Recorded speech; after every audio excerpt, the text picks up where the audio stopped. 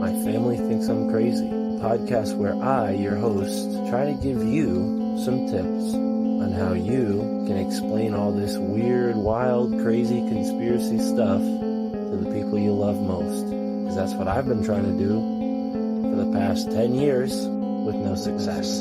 I've been telling everybody that our government is shady, but every time I do, my family thinks I'm crazy. The hollow earth, UFOs, aliens invading, fluoride in the water, they spray our skies daily. When I talk about these things, they think I'm crazy. There's no escaping anymore the evil that we're facing. Illuminati mind control, they're sacrificing babies. The end of days, but anyways, my family thinks I'm crazy. What, they don't want to listen to you? No, they don't want to listen. They don't want to hear it. They're just like, oh, here we go, Mark. Off again with your... Mark being Mark again. Yeah. So, that's the thing about podcasts is when you're on the air, and it's like therapy, If I can't talk to my family about this stuff, I'll talk to you, Matt, and all our listeners. You'll just tell your whole podcast. Yeah. So who are we talking about today, Matt? They think that I'm crazy. They really think that I'm crazy. They really think that I'm crazy. My family thinks that I'm crazy. Travis Walton's a really good example. He was the lumberjack in Arizona who got zapped in front of 7 of his buddies, and they were going to arrest those lumberjacks because they thought it was a murder. He said, no way he got zapped by a UFO.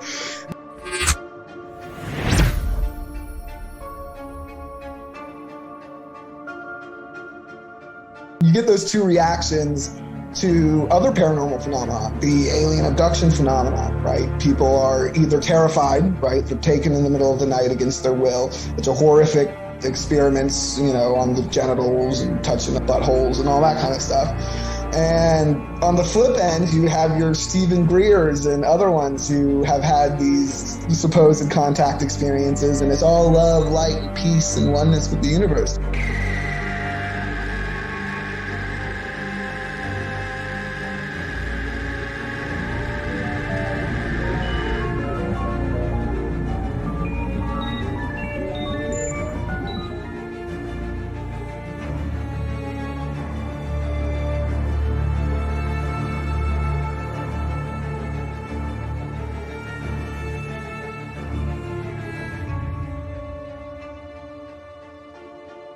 Bees, when they are lifting pollen, they are using less energy than they are flying around normally, as if they're lighter for some reason.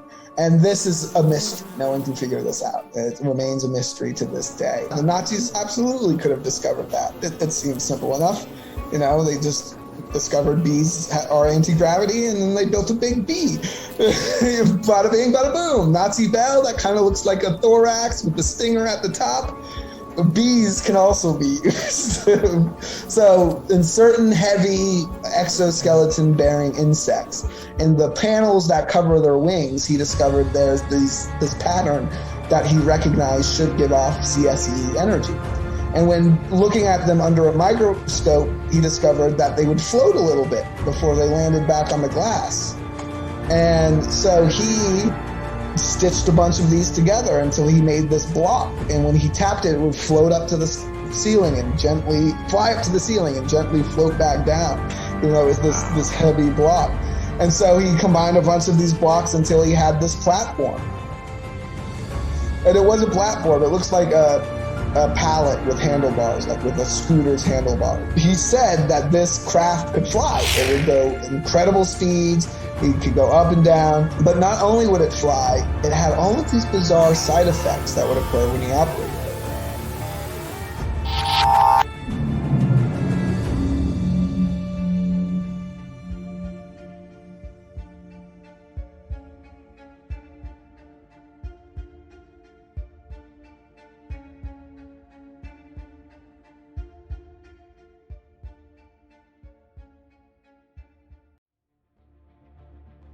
Ladies and gentlemen, welcome to the My Family Thinks I'm Crazy podcast. I'm your host, Mark Palmer, and on today's show, we have a very, very special guest. He's an author, he is a psychonaut, and he is a paranormal researcher. That's right, we have Chaz of The Dead on the show. Not only has this man done much experimentation in the psychedelic, psychonautic realms, He's actually gone out of his way, put his own life in danger, and explored Nazi bunkers and even cult activity going on in South America. That's right, we talked about the Friendship Group, which is a sort of semi-interstellar group that Chaz spent a great deal of time researching. Like I said, going all the way down to South America to do the on-the-ground, boots-on-the-ground research. Gotta love that kind of stuff. And he's included it all in his very awesome book, which I'm very excited. I'm saying very a lot. I'm very excited because I ordered his book right after our interview. I ordered it on Amazon. So I'm looking forward. Should be arriving in like 6 or 7 days or so. I'm very excited to read that book, Paranormal Expeditions, Hunt for the Friendship. And really what excited me the most, as much as what I just mentioned is extremely interesting, and I'm so excited to present this to you guys, but the B theory, right? His B theory. He's got an A theory, he's got a B theory. Well, his B theory is also, you know, pun intended, concerning bumblebees and their flight, or rather just bees in general. I guess bumblebees are just one type, but the bee theory, very fascinating stuff, and how bees and the way they fly is connected to UFOs in the sky.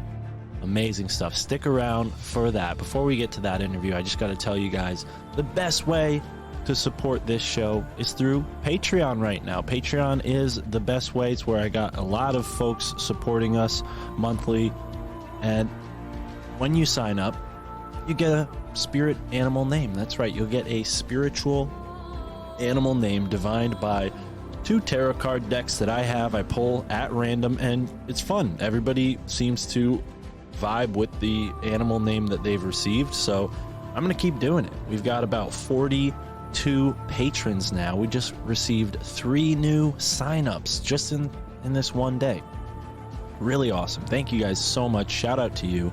And they are all going to receive spirit animal names at the end of this episode in the outro, so stick around for the end to hear that. And yeah, if you are interested in something like that, that sounds like your thing, sign up today. For as few as $3 a month, you can get all the bonus content we create here on the show. It's not just My Family Thinks I'm Crazy episodes, although I do release every episode early.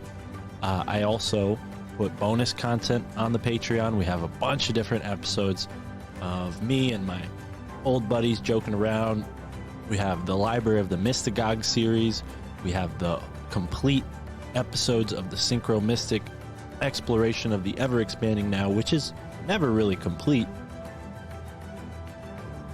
Tara and I are still on our journey, and we plan on doing more Synchro Mystic content. It seems like the Synchro Mystic exploration of the ever-expanding now is better suited for video content, and I plan on putting some explorations that we've done on the Patreon and the Rockfin. There is one already there, our Turkey Hill expedition, so check that out. And Rockfin is the place to catch us live streaming. We've been live streaming on Rockfin. I definitely want to build up our audience on Rockfin. And the cool thing about live streaming on Rockfin is it's free, folks. That's right. If you have the URL, if you get the link, and I always put the link in our Twitter, if you follow us on Twitter, check the link, hit that link, and I'm going to do my best to schedule it ahead of time and all that, so it's not so last minute. But we'll be live on Rockfin for free, and then once we're done live, the video will go behind the paywall. So if you haven't supported us on Patreon or Rockfin yet, just know you can catch everything for free live on Rockfin. And for all the Patreon supporters, don't worry, you're not missing out. Like I said, you can catch live streams for free, and you can also catch us live streaming in Telegram. That's right, we stream the episode live in Telegram, the audio version of the show, so check us out there. So much to be said. MyFamilyThinksI'mCrazy.com is the place to follow up with all that. We just actually got a supporter on Subscribestar as well, so I'm gonna give them a Patreon spirit animal name as well. shout out to you. I don't have anything on the Subscribe Star yet, but since somebody signed up, now I got to do that. So I plan on doing that. If Subscribe Star is more your thing, stick around and we will have a bunch of content on Subscribe Star, just like we do on Patreon, just like we do on Rockfin. Yes, this is my full-time job. No, it is not the most rewarding, but hey, if I stick with it, who knows? Maybe I'll be making making a real living doing this thing that I love doing, and I can't do it without you guys. So that's why I spend so much time talking about the support aspect of the show, because I really can't do it without you. I know it's not the most interesting part of the show, but for those who do stick around and listen to this part of the show and they don't skip ahead, I appreciate you. And if you appreciate the show enough to hear me babble on about this, then definitely show your support. Even $1, $3, $5 a month goes a really long way. And there are rewards. Not only do you get a mug, stickers, a t-shirt, all these other things through the Patreon, but I do have all of that merch available. Anybody who's a patron, if you want a sticker, just send me your address. I will send you a sticker, no problem at all. I regret that I haven't done that already, so please just send me your address and I will send you one. I know some of our patrons, back when we had 25, 28 patrons, they all got stickers, but I'd like to keep up with that for the new patrons. So just don't leave yourself out. It's hard for me to keep track, but it's a lot easier when you remind me. So send me your address and I'll be sure to write it down and send you a sticker, send you some merch. We have t-shirt designs on our new website. The link is in the description. I think it's a Spreadshirt website. I'm not sure exactly if it's Shirtly or one of these t-shirt outlet type websites, but we have one. Check it out. I've been designing them myself, so if you think they're cool, buy them. If you don't think they're cool, that's fine. I designed them myself, so I'm not going to be offended, but I am planning on putting some money into some really cool t-shirt designs for the new year. So if you want to see that happen, it's all the more easier when you support on Patreon to do those types of things. Rockfin, yes, we get a lot of love on Rockfin, and I do appreciate that. Not the most versed in crypto, so I have to learn how to do all that to get the money out of Rockfin, but you are appreciated there. Thank you. Thank you, and thank you. So enough with that. Oh, one last thing. We do have art as well. Tara is an amazing artist. She's a painter, so we are selling some of her paintings on the website. Check it out. And we also have some jewelry that I made myself, handmade by Mystic Mark.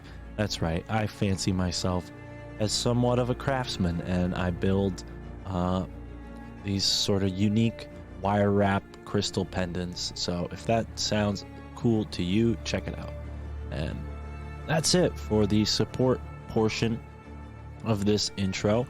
I just have to take a moment to thank our sponsors, Audrey Lobdell, audreylobdell.com. Go there for your tuning fork and Reiki healing needs. She's in the New York area, but I'm almost certain that they can do remote sessions. So check out her website, audreylobdell.com, for all that good stuff. As well, we've got akashagoods.com. akashagoods.com is the place to go for all kinds of unique metaphysical items to spruce up the vibes in your life.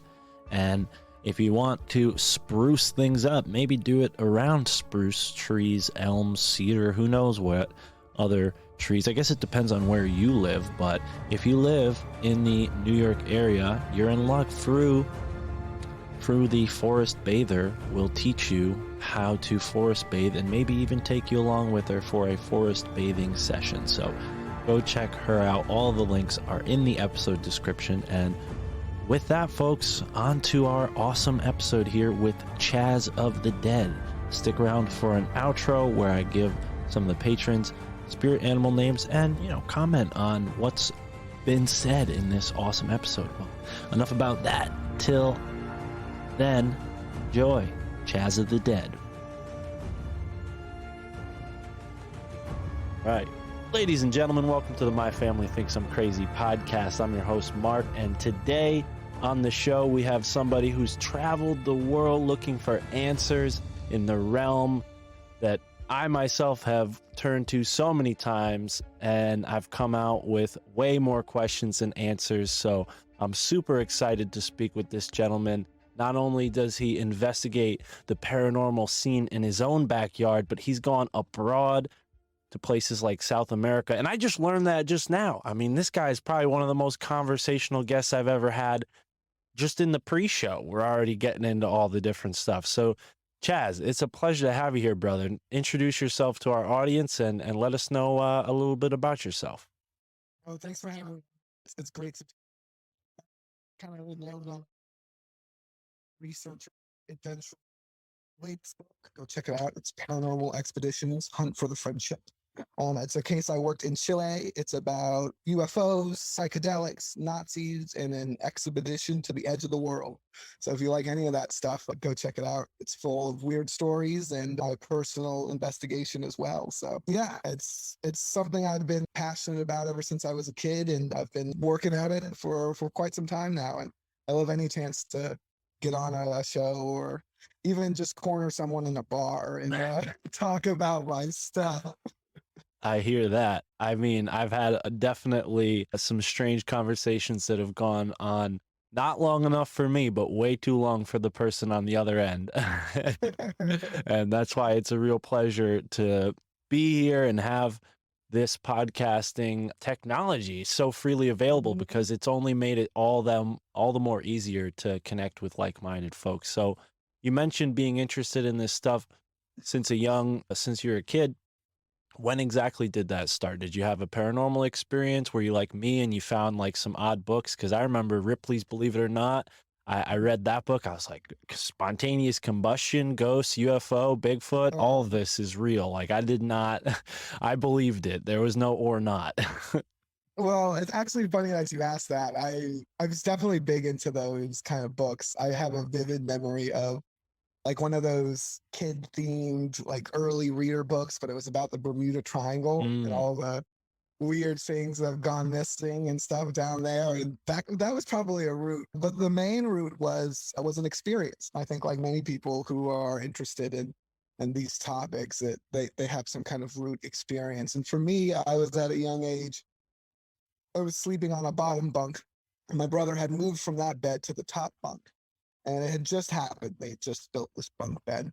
And one night I fell out of bed, and underneath the bed was a pair of red eyes staring back at me. And I mean, like almost like a Halloween graphic, like kind of pointed upwards, almond shaped, flaming red eyes looking back at me.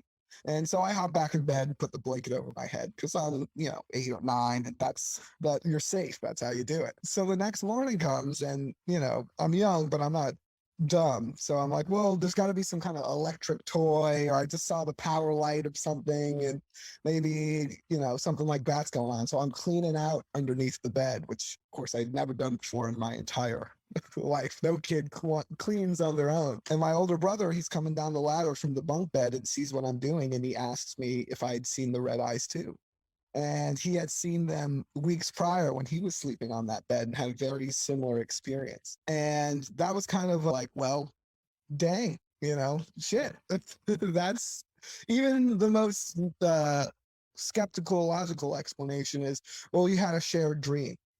But, as a kid, and even now, we don't have an explanation for that. How can a person share a dream? That means ESP is real. And if ESP is real, it was the thing that kind of opened the window.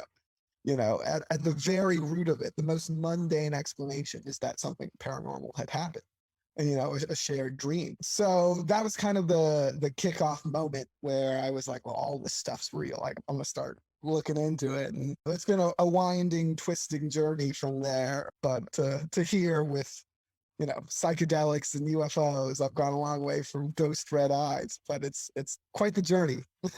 Right on. Yeah, I imagine it is. So you mentioned one of your siblings having that same experience. Did anybody else in the family, carry this interest, or were you alone in this interest? Interestingly enough, it kind of had an opposite effect on him for a while. He was very, now he's a scientist. He's a chemist. He manages a lab, and I think might have been one of the roots of that, where he went on the direction of, well, I gotta this was fake, and I've got to prove it was fake. And there was an atheistic, stint there when he was, a teenager. I'm now much more open to the, concepts in other realms, and some psychedelics always helps with that. So he's moved on past that kind of initial phase, but that initial reaction really was the opposite. It was that this has to be some kind of trickery, some kind of faking. I'm not interested in this subject. And for a long time I thought it was a joke. He was pranking me. Maybe my parents were in on it, because we were kind of like that as kids.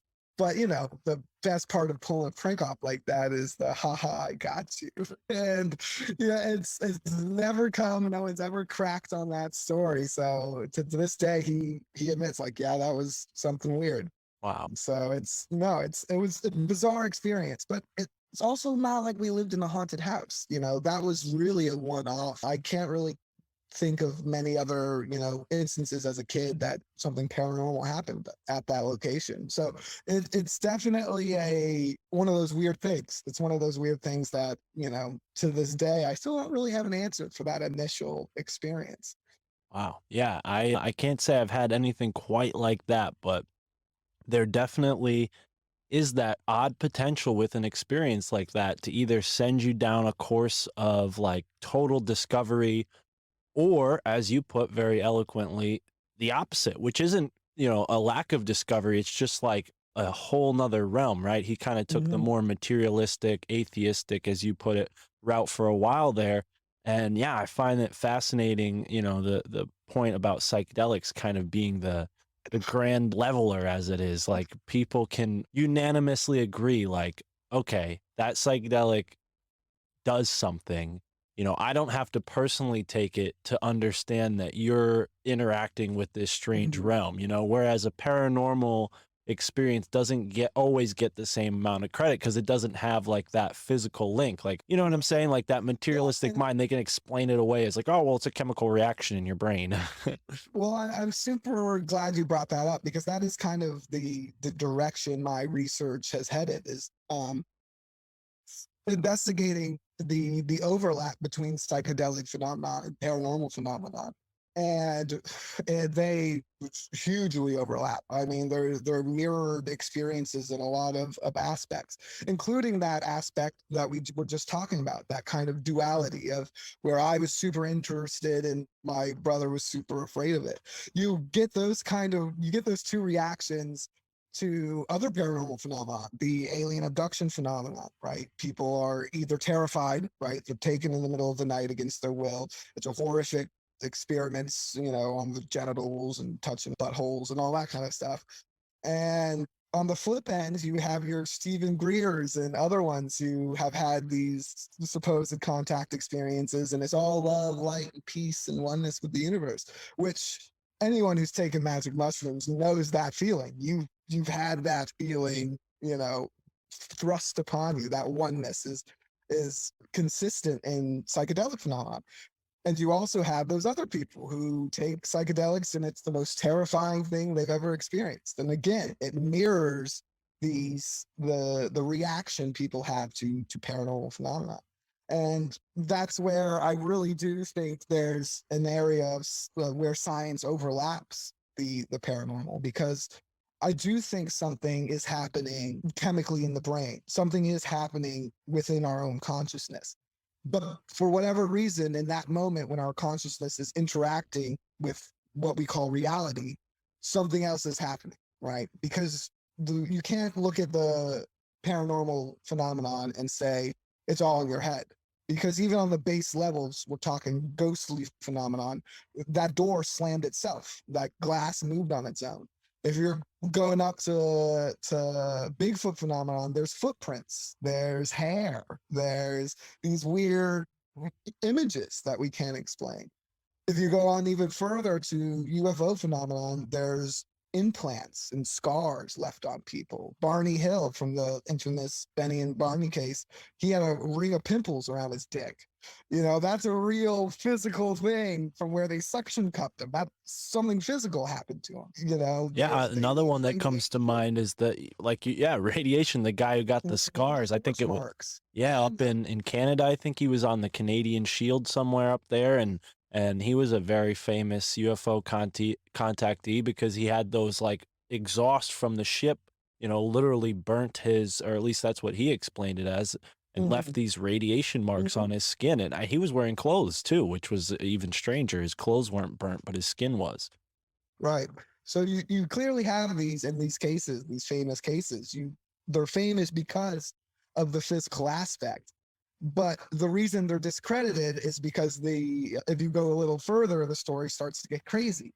Well, I think it's because these people are having psychedelic experiences. Once they're aboard or even near these craft, their mind is doing the same thing it's doing when you take a heavy dose of whatever it is. It's desperately trying to keep up. It's desperately trying to put the pieces in ways you can understand it. And that's what we kind of hear in these stories. Travis Walton's a really good example. He was the lumberjack in Arizona who got zapped in front of 7 of his buddies, and they were going to arrest those lumberjacks because they thought it was a murder. He said, no way he got zapped by a UFO. That's clearly a made up story. Well, he walks out of the woods 7 days later, and he only remembers a few hours passing. Again, something that happens when under psychedelics. I've had the thing where I thought I was staring at something for 20 minutes and it was 2 hours. You have that fluctuation of time, and then you have the inverse when you hear real bad trips. People will say go on for years and years and years. They feel like it's been years, and they're then sucked back and it's only been 10 minutes. So you have that same kind of dilation in time when you're experiencing these psychedelic moments, as people are apparently when they are interacting with UFOs.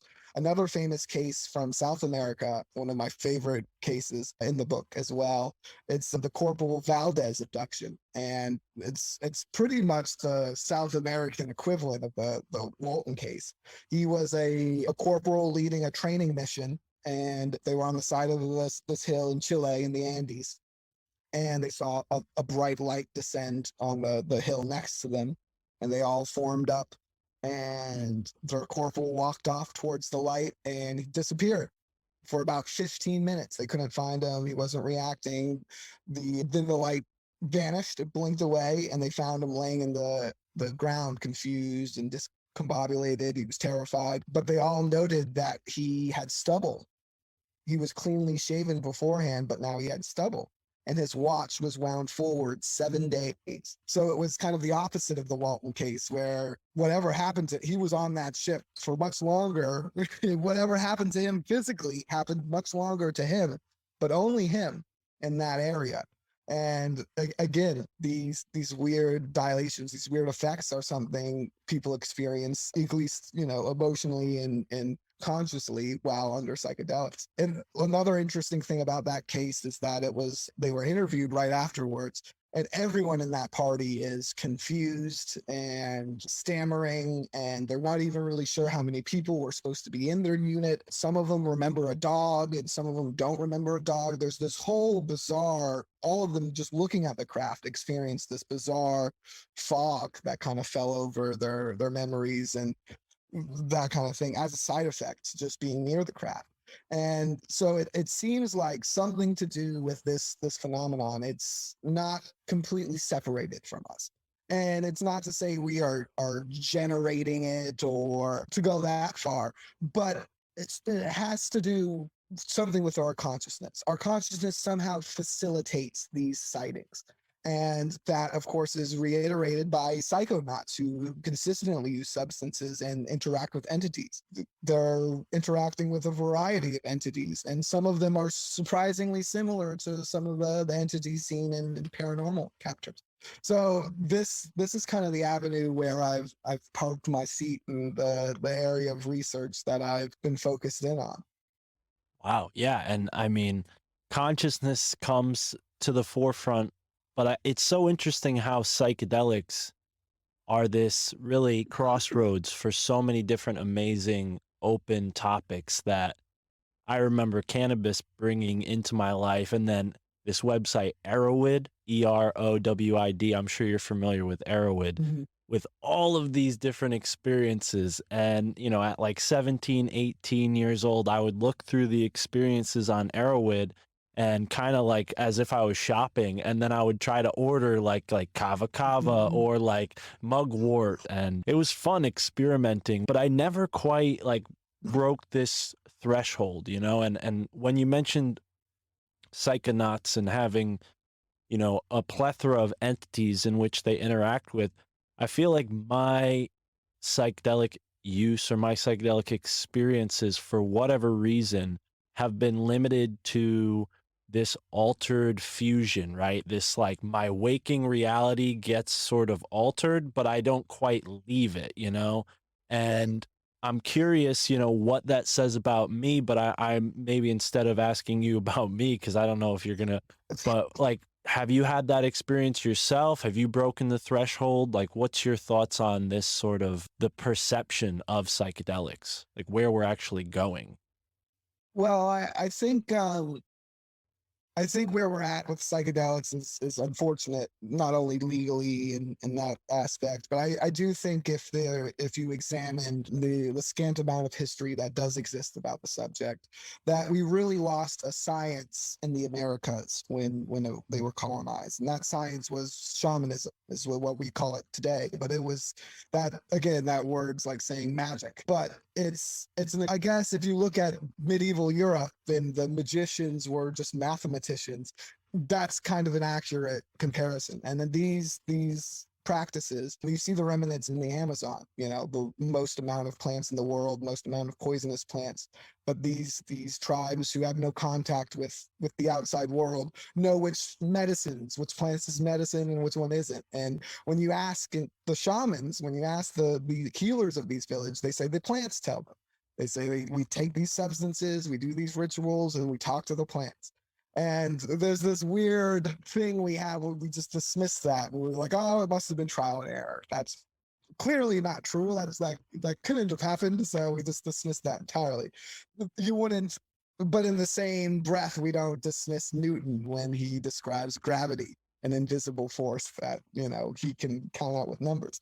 So it's this kind of, you know, ignorance that was carried over and kind of wiped out how to use these psychedelics properly, how to use these psychedelics to intentionally interact with the universe and with reality. So now we're left with just kind of guesswork. It's really shooting in the dark. And, you know, when it comes to breaking that realm and talking to entities, we know which substances work better and than others.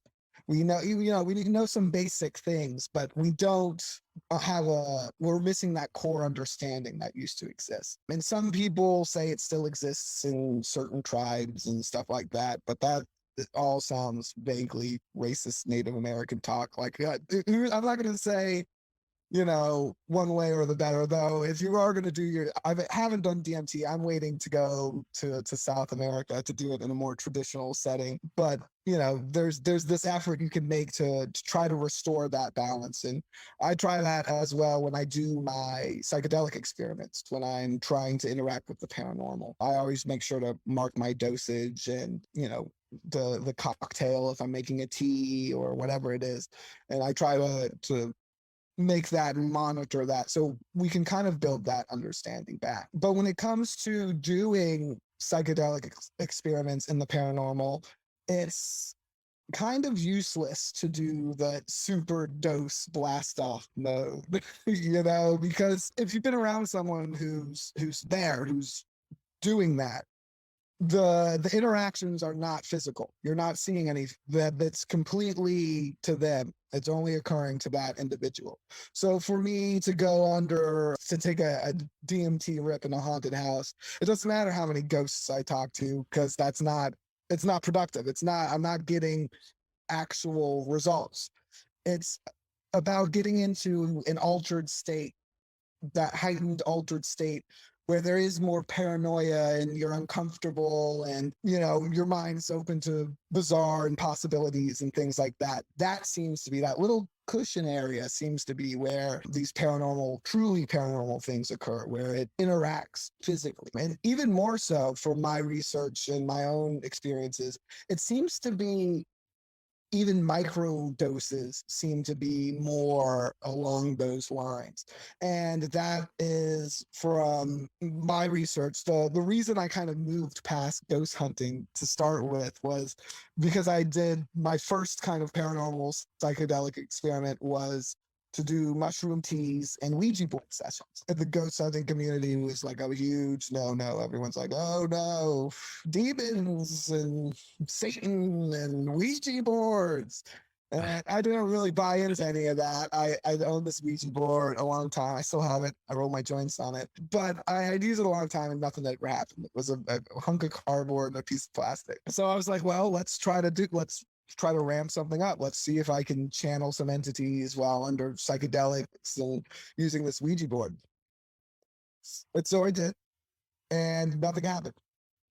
And I tried repeatedly again, like every weekend for a month and a half doing this experiment, which is unhealthy. I don't recommend it. There was a period where I collapsed, like blacked out, collapsed, just walking around one day, not while on the psychedelics, just in the middle of the week. But interestingly enough, that was the same in the middle of the week time when I'm not actively on the substances, was when I started to see some strange things. And it first started right before one experiment. I had brewed the tea and I was out in my backyard and I maybe had taken a sip, maybe, but like I hadn't even there was no time for it to ingest into my system or anything.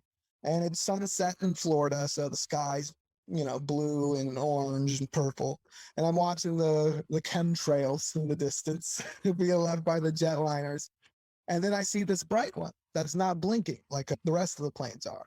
It gets brighter and brighter, and then it bursts and scatters into like a bunch of tiny objects. It almost looked like a satellite re-entering, but there was nothing on the news. No one else reported it. There were a bunch of planes in the sky. No one took a photo. There was no information on this explosion. I was like, well, that's freaking weird. I mean, that was fucking bizarre. But I kind of, wrote it off because it didn't look like, a flying saucer or anything like that. So I was, maybe UFO, maybe something that just blew up and no one else saw it. Sure, could happen. About a week later, again, in between these experiments, not actively on any substances. I was smoking a blunt with a friend, but I'm sure a lot of your audience knows that doesn't normally lead to UFO sightings. But we're sitting here smoking a blunt, and I'm talking about these experiments and how unproductive they are. But I did see this weird UFO. And my friend's kind of like, okay, yeah, sure. Well, that's, you're doing mushrooms every weekend. Sure, you're going to start seeing some weird shit. And he kind of laughs it off.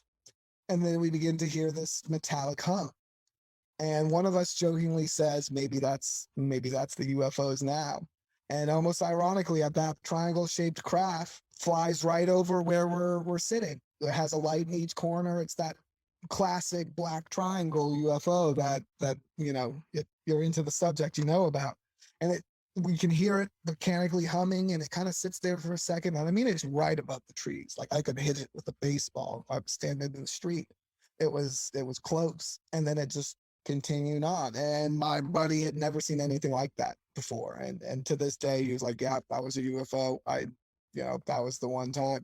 And it felt intentional because we were having that conversation, and, it felt almost like, hey, we know you're talking about UFOs. Here we are, kind of a nod from the phenomenon. I think now looking back on it, I think the whole interaction was a nod to the phenomenon. I was out there determined to experience something paranormal, talk to a demon through my Ouija board. I was taking substances. I was ready to do it.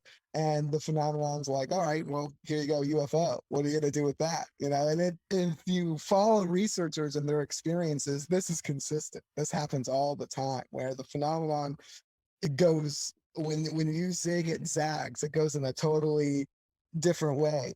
But that was kind of the aha moment for me, where I realized, ghosts aren't just ghosts, and Bigfoot's not just Bigfoot, and UFOs aren't just aliens from another planet. Something else is going on here. And it has to do with reality and how our consciousness is interacting with it.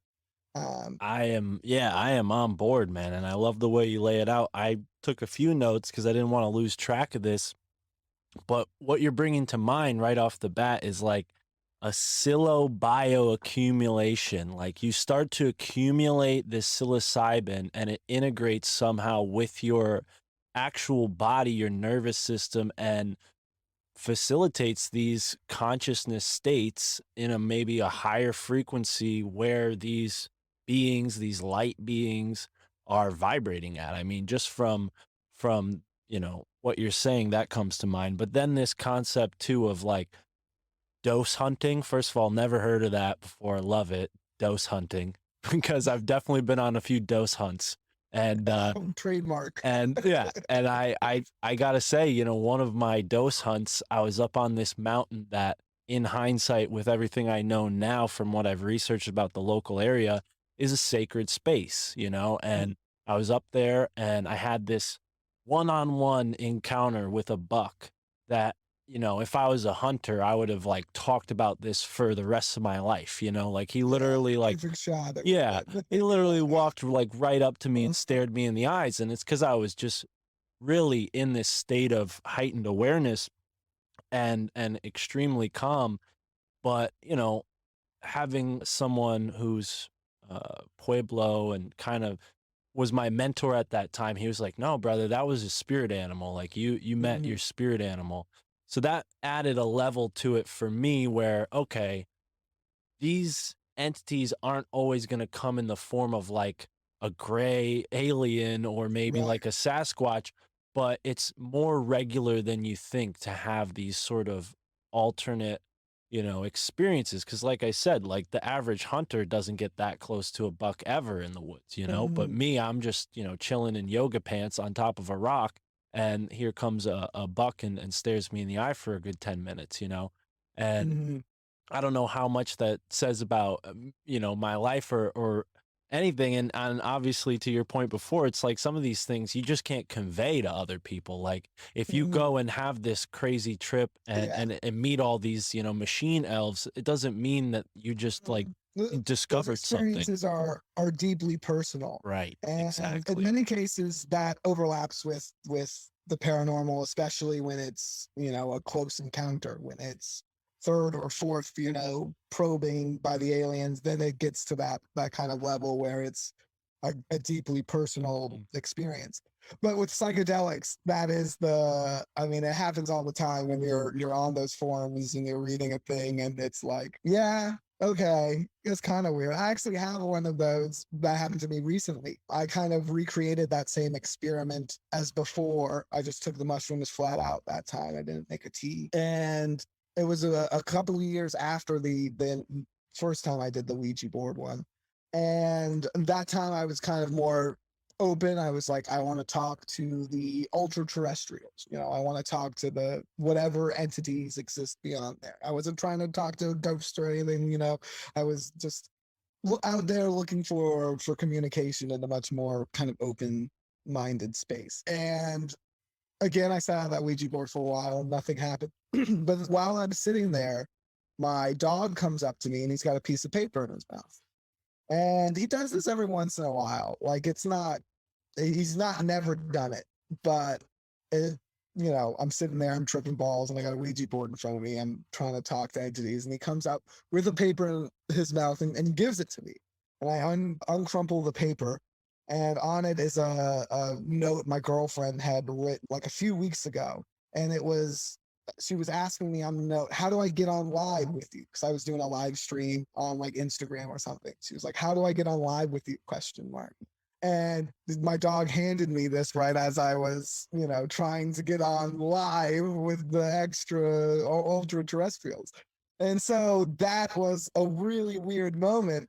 But also, a dog just handed me a piece of paper and I was tripping balls. So, it's like it's the flip side of it. It's a deeply, that's really weird for me. But, to an outside observer, especially if you're, coming at it from a skeptical point of view, you're like, well, that's dumb. Well, and there's something to be there's something to be said though about this grounded perspective through which you're examining, like you put it as experiments, and I found that really respectable because you really are taking a serious approach to this kind of thing that most people who consider themselves serious researchers, might not take that same angle and thus block themselves off from those experiences in a really, really profound kind of way, which is kind of what we're proving here essentially in the first place.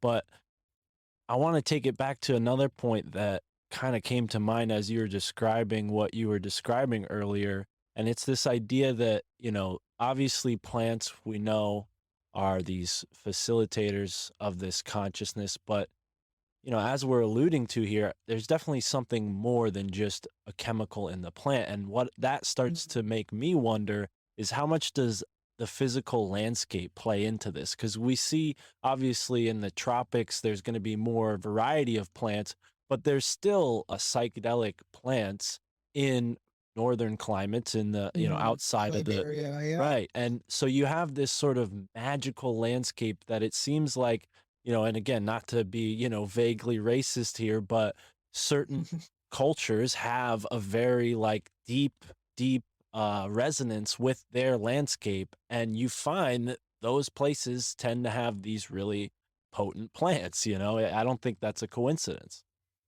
Yeah, I definitely think, well, and that's the crux though of the paranormal is that most people, I would say 90% of people who have a valid paranormal experience, let's say, aren't on a substance, right? Because most people who are on a substance and think they've had something paranormal happen, they don't write about it. They don't talk about it. They're like, "Oh man, I had a weird trip one time," and they dismiss it themselves as something non-physical, and thus it never makes it to the realm. So when we're talking about paranormal cases, on the whole, it's people who aren't intentionally going to these experiences. They're not trying to take substances. Now, that's not to say there might not be something, in the water, in old houses, asbestos. And it's also just atmospheric, right? When you go into an old, creepy house, it's old and creepy, and that automatically puts you into a different state of mind than you are typically. And it's kind of that, it's somewhere in that shifting. And if you shift enough in the right ways in different directions, you'll shift into something else, something paranormal. And it's subtle in most of those cases and most of those instances when, someone's in a haunted building or something like that. They're not under a lot of altered consciousness, a little bit sometimes, but yeah, enough to slam a door. Maybe to move a glass or to create an EVP if you believe in those kind of things. But when you have other instances, you have much more extreme phenomenon occurring, poltergeist phenomenon, when it's, in chairs stacking themselves and strange messages being written. I was working on translating this case from a Russian source about these poltergeists, some weird videos and images. But one family, they're up on the 18th floor of one of these Soviet era block, apartment buildings. And this entity is writing on the outside of the windows that don't open, and leaving messages on the outside of the window. And, how can you blame people for that? But of course, in a lot of poltergeist cases, you have the young kids, a lot of time girls, going through puberty, where they're going through those micro changes every minute. A new hormone that they've never experienced is released, and they're doing those micro changes in consciousness constantly. And it seems to create this outward effect. And, some people say that's allowing an entity to come through and interact. Some people say it's purely ESP phenomenon generated from the girl, and that you personify it, and that kind of fuels this plot line, and it fuels the ESP, which there is some scientific evidence for that last theory. In scientific and spiritual evidence, if you're talking about tulpas and egregores and those kind of concepts. But I think both of those are still, if we're going at it level-headed view of it, that's still a bit of an extrapolation, especially when it comes to entities. And I blame the church for this. I don't want to get too political, but there's way too much Bible fan fiction and ghost hunting. And it leads to this, you know, thought of demons and all this. And even for me, a demon is something weird happens. You hear a weird voice and a glass moves on its own. For you to jump to it's a demon is that's such a hop, skip, and a leap. There's so much space in there where we need questions that need to be answered before we even can consider something like that. And I think the same applies for thinking it's someone dead from the 1800s. Again, that's a jump and a leap. What we're having is information, disincarnate information. Doesn't exist in a computer. It doesn't exist in a human brain. It's existing internally somewhere. And the reason we know it's external like that is because people get information they didn't have before. You have mediums and psychics and even people who interact with poltergeists. The poltergeists have been known to lead them to treasure and things like that. And of course, demon summoners report the same phenomenon. But if you follow those stories, it almost always turns south. The entity and the spirit almost always flips up on them. And a good example is Jeff the Talking Mongoose from the UK. If you've never heard of this poltergeist story, check it out. Do an episode on it. It's one of the weirdest occurrences ever because I think it's legitimate. I think it's a legitimate, but it's bizarre. It's Jeff the Talking Mongoose. It's not a dead little Victorian boy. And anyways, he began talking to the family. They'd see this phantom mongoose and he'd fuck around the house and break shit and move chairs and leave messages, do all the poltergeist stuff. And he started, you know, speaking. Then they would just hear this voice and guests in the house would hear the voice as well. And he was a little smart ass and he would play pranks and jokes on the family. And yeah, but at the same time, he'd know information about other people in the village, like their secrets, things like, oh, he's having an affair with her and she's a whore and things like that. I mean, oh, he's got $18,722 in his bank account, like things that are impossible for the people present to know. But this entity, if you will, is pulling this information and presenting it. And nonetheless appearing as a mongoose, which, I mean, how does a mongoose even know what a bank account is? Even speak. It's almost as if it's a cartoon. And that's why I think it's a crucial case in this, because I think there's along with the Bible fan fiction aspect of it, there's this intense seriousness put on the subject, especially when it comes to ghosts. We're getting it now with UFOs, but in a different direction, like a more military, this is a threat to national security kind of sense. But if you really study the phenomenon, and you really study it, it's ridiculous. The whole thing is weird and bizarre and ridiculous. Its high strangeness permeates through all of aspects of the phenomenon. And my favorite example of that is and I really need to figure out the exact one it is, but the story is he was going up to see this UFO landing site and they had to drive for a couple hours up into this mountain and then hike for a couple more miles until they reached this clearing. And there was this indentation, burn marks on plants. And right in the center was a plate of freshly cooked pancakes. I mean, steam still rising off of it. And Jacques Vallée's like, I'm like 40 miles from the nearest diner. Like, this is impossible. Like, this is something, what is that? You know, and this is one of the most respected researchers that has ever graced the field. And he's not immune to it. The phenomenon is ridiculous. And that is, I think, a key aspect of it.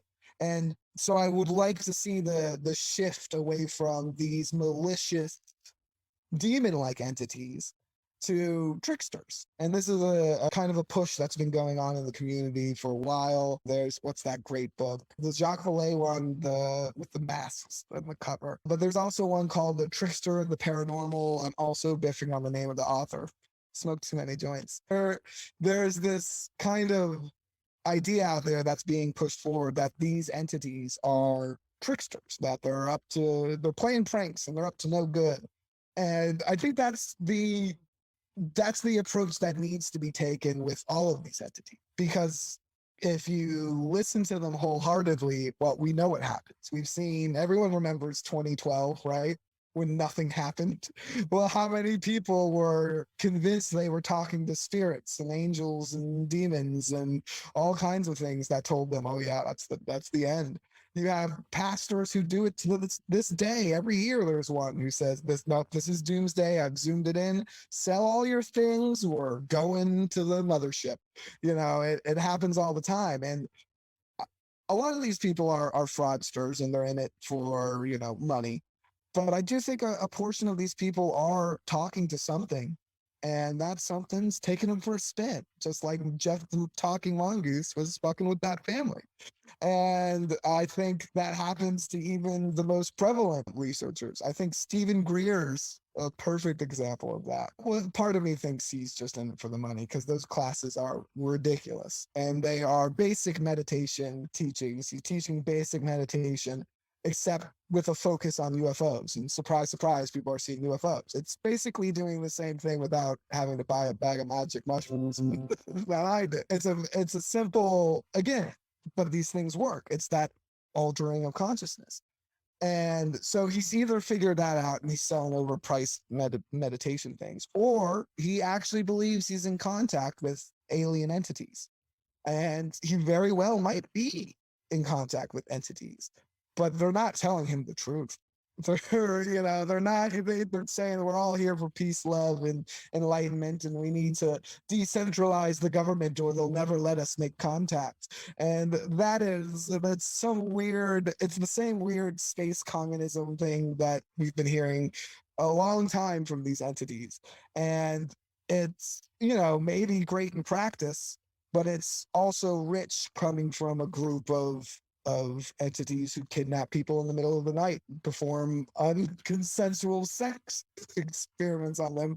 It's not, the phenomenon is clearly not all benevolent. It's not here because it loves us. If it was, they would zoom down to Donald Trump and Joe Biden. They'd get abducted. It wouldn't be the steel mill worker from Pennsylvania. That's not gonna change anything. And the entities, if they are even entities, they are aware of this. But again, from my approach, at the very base, I don't even like to call them entities. What's there is disincarnate information. It's information that exists somewhere beyond computers and beyond human brains. It's floating around there somewhere in some sphere of reality we don't exist. And that information is presented to us in these paranormal instances, whether that information is an image, a voice, a thought, a projection. It's out there somewhere and it's being presented. That's what we can say 100% is happening. To say it's a ghost or a Bigfoot or an alien, again, we're jumping. We're getting let's back it up. Let's face it like that, and then let's analyze the information. That's where we can get the truth, the core of these, what's actually happening. And that's the tricky part. And it's really, when people ask me, well, what's it like being a paranormal investigator? 95% research. I probably get into the field like maybe once every 2 months. I'm not like Scooby-Doo driving town to town in a van with my buddies. It's not the all-star thing. It's about digesting this wealth of information out there and processing in a way that's more productive. So the next group who's processing what you did has a better groundwork so they can continue to build. And so it does take sifting through the ridiculousness to understand what this information is and where it comes from. Yeah, and I love that point, man, because it feels that way to me sometimes. I don't have a Scooby-Doo mystery vehicle either. I got a Nissan Sentra with a big dent on the side, and when I drive around and I have the synchros come, there's this like feeling of, oh, what does it mean? What does it mean? And in experience, it comes in hindsight, these sort of, like you put, digesting the research. You can go out and experience some stuff, but at the end of the day, it's going to take going and looking through all of the information to really put together an actual idea that someone else is going to take seriously. But going back to the, not just the concept of landscape, but this idea of a relationship with these entities, whatever they are. We can't we can't quite define them, but we can Hmm. ascertain that there is this sort of relationship that goes on with whatever that is interacting with whatever we are. Yeah. And,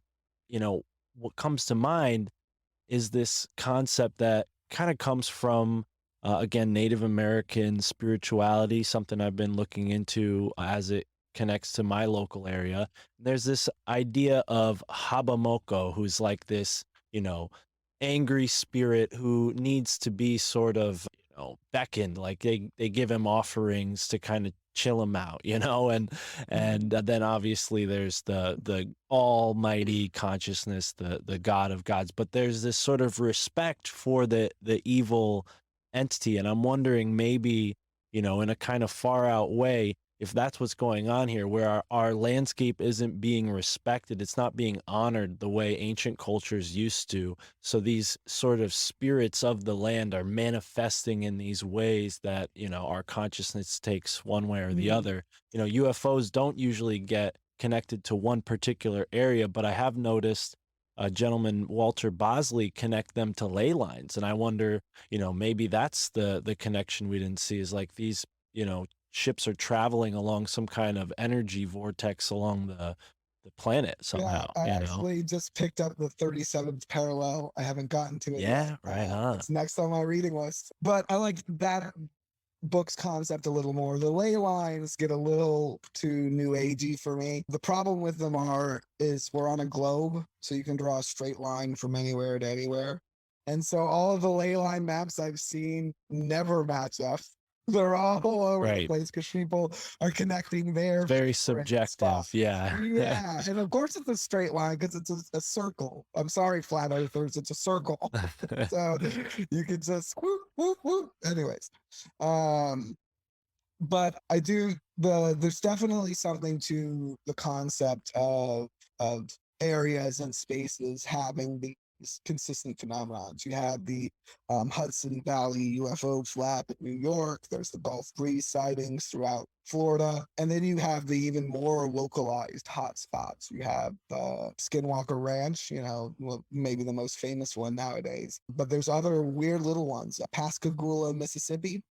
There's an area there called Singing River, and for over 300 years, the first French settlers, because that area was controlled by the French, heard this singing coming off the river, and it's been heard for 300 years. And on that same stretch of river where the singing was heard in the 70s, I think early 80s, two dudes were abducted by aliens, and it's a famous case because they went right to the police and passed lie detector tests right afterwards. And the police hid like a recording device in the room to see if they catch them like plotting their story or anything. But no, they were just two dudes who were terrified and telling what happened. And the entities they saw were these weird, there's never been, completely unique. They're these kind of metallic men with points for ears and a point on top of their head. If you look up the Pascagoula abductions, you'll see drawings of them. They almost look like the Day After Tomorrow robot, but with like pointy ears and pointy heads. And there were three of them that floated towards them, and then they blacked out. And one of them remembered a little more than the other. And yeah, from all reports, a completely legitimate abduction. But it's one of these things where, I went there and I'm like, how has no researchers pointed out the connection?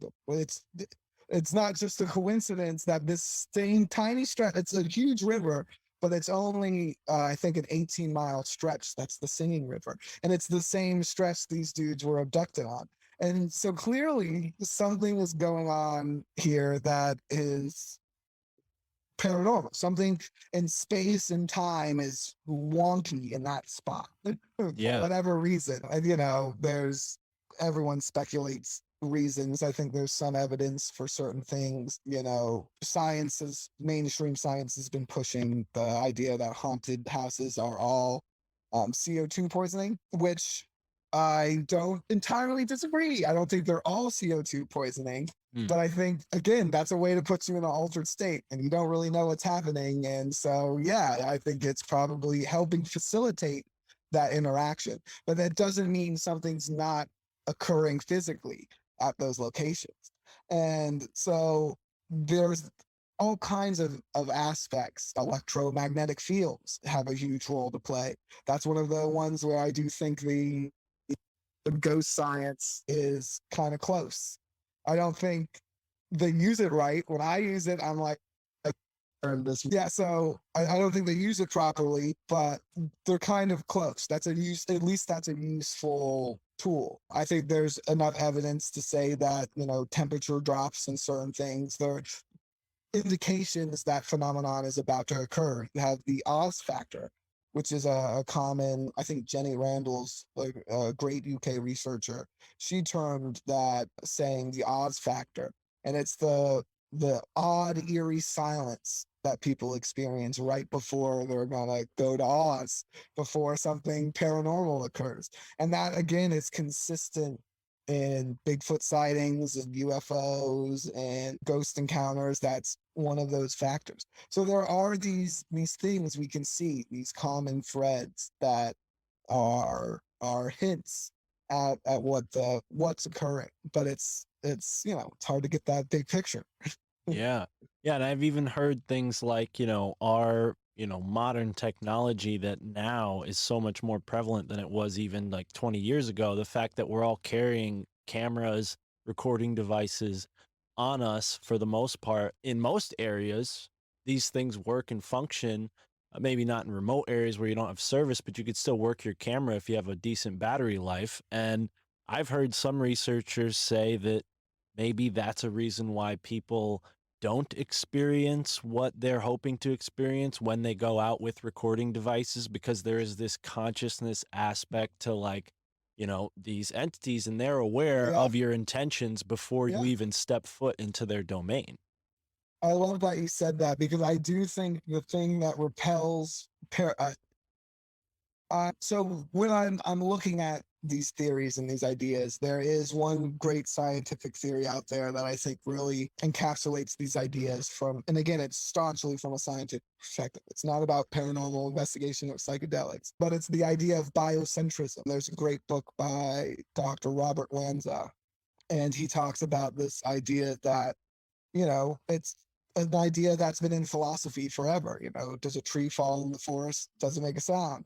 And his answer is no, not if there's not anyone to hear it. If there's, let's say, a pillar on the moon falls over, does it make a sound? Absolutely not, because it's not an eardrum to vibrate. And it's this idea that the missing key to reality is us. Nothing exists without the observer. And of course, this is a concept that the best minds are currently battling with every day at the Hadron Collider, because it's true. They've discovered that these particles, the basic building blocks of reality, don't exist unless they're observed. And so I think biocentrism, it puts forth a lot of evidence to back that up. Evidence that I'm not qualified to explain, so I'm not going to try. Quantum mechanics this and physics that, but the information is out there, and it's definitely, if you're into the subject, one worth absorbing, because it is in that scientific realm of how this is a possibility that needs to be taken more seriously, and is more and more becoming true. So when we accept that, well, the reason we don't accept that is because it brings in a lot of other iffy questions and a lot of other iffy possibilities that make people uncomfortable, from, mental health to national defense. The implications are infinite. And so it's not even there's a conspiracy behind it. It's just the flat out fact that it's a concept impossible to get around, because how can you observe something without observing it? That would be what is required to understand reality. And I guess that's what happens after death. So you'll get that understanding eventually. But it's this, it's this impossible situation where we're the mouse in the experiment trying to understand the experiment. And the best glimpses for the mouse to understand the experiment is when he sees that weird light from above and that weird shaped figure that picks him up and looks at his butthole and puts him down. And then we have this weird feeling that that has to do with something. I don't know what that was exactly. I can't understand what just happened, but it's something, and it has to do with all this. And that's the situation we're currently in. And it's a tricky one, but it's observing the outliers, the what we call the paranormal, where we find little grains of something. And it'll probably be many a generation beyond us who piece it together. We can give them the pieces. Well, brilliantly said. I wouldn't say you're qualified maybe on paper to describe that, but I do think you should try, and it would be awesome to see you explain that to a group of students who are studying quantum physics, because that would that it fits in. I mean, it like I said, it's very, very well said, man. And I feel like, we're already going into the second hour. We haven't even really touched much on your book, but please take us to the first time it dawned on you that you could even write a book. I mean, because, we kind of started with your first experience and then got off to all these awesome tangents, and totally appreciate that, because now I'm downloading all that information, and I want to know, was it, because me, like I said, a lot of psychedelics, but never really quite had anything much past that one experience of with the deer and other small synchronicities, which I think are definitely, part of this bioaccumulation when you take these substances in. But beyond that, when was this, clear to you that, oh, I could write a book about this? I could even go to another country and study this. Like, how did that come into your life? Well, I was always a fan of traveling. Instead of going to university, I cashed out all my college money and backpacked across Europe and North Africa. And I was still very much into the paranormal. I was going to weird places and historical places, catacombs and those kind of things while I was over there. But it was still kind of more in a hobby phase. And I kind of came back with a bunch of great stories, and I was always telling them. And one day I was like, well, let me just write these out. And I'd always been a good writer. It was something that had always come naturally to me. And I never had a problem passing an English class or anything like that. And so it just seemed like the best way to get my information out there. And how I kind of came across the friendship case, it was kind of a similar situation to the Singing River in Pascagoula. I heard about the friendship case on a podcast, did some follow-up research, and found there were only 2 articles written about it in English. And I think they were by the great researcher Micah Hanks from North Carolina. And he had written about it, and he had found a newspaper advertisement from southern Chile, from Puerto Montt, a newspaper that's now defunct. But well, let me first explain. The Friendship is this group of extraterrestrials, so they claim. These tall, blonde people, essentially, the Pleiadian archetype, if you're into your exopolitics, which again, that's a huge jump. But that's neither here nor there. The Friendship are a group of these so-called aliens. They claim to be from the center of the universe. They never get more specific than that. And they seem to operate out of a base in southern Chile, somewhere in Patagonia. This island, Friendship Island, Isla de Friendship. And interestingly enough, it is friendship. It's not, I'm not translating that. They chose the English word friendship in South America, which was bizarre. But they also seem to be masters of many languages. There's reports of them speaking Dutch, as well as perfect Spanish, and of course English. And so there's this, group of tall blondes, and I thought it was interesting, and also interesting in relation to the fact that South America had a lot of Nazi bases. And of course, with this group's claim, there's a bunch of UFO stories that are tied to them. People who interact with them seem to interact with UFOs shortly afterwards. And a lot of weird stories. I began going into Spanish sources and reading Encounters of the Friendship. One instance where they gave this object to a UFO group and it made them lose their memories. And so it quickly became clear that this group, if the stories are to believe, are not as peace, love, and happiness as they claim to be. And so I saw this story where there's this UFO angle, there's this Nazi angle, And I have this whole psychedelic angle that I've been working on myself. So that's three different ways to analyze this case. And that sounds like a lot of fun. So I was living in Mexico City at the time because I had continued my traveling and I had crashed there for a couple of years. And so I flew with my then girlfriend down to Chile, and we backpacked across the country, going to UFO spots and Nazi compounds looking for it. But back to that Micah Hanks article, the final thing that really made me decide to go there was this newspaper ad, and it was to the friendship, addressed to the friendship in the private section of the newspaper. It said, "I am the engineer who you met at his home in Sarasota, Florida last year. I did not understand who you were then, but I do now, and I would like to join you," something like that, to that effect. And that struck home to me because Sarasota, Florida is my hometown. That's where I grew up. And so that kind of made the whole story just a tad more legitimate, that this dude from my town was Yeah. like, "Oh, I got to talk to these aliens in Chile." And I was like, well, if he did it, maybe, we don't know. He at least tried, but maybe there's a shot that I can try. And to this day, I'm still looking for that engineer. Anytime I'm back in town, I'm, plugging the book at bars and stuff and asking about engineers. Haven't had any leads there yet, but it's this case that I just felt drawn to. So I had to go there and check it out for myself. Wow.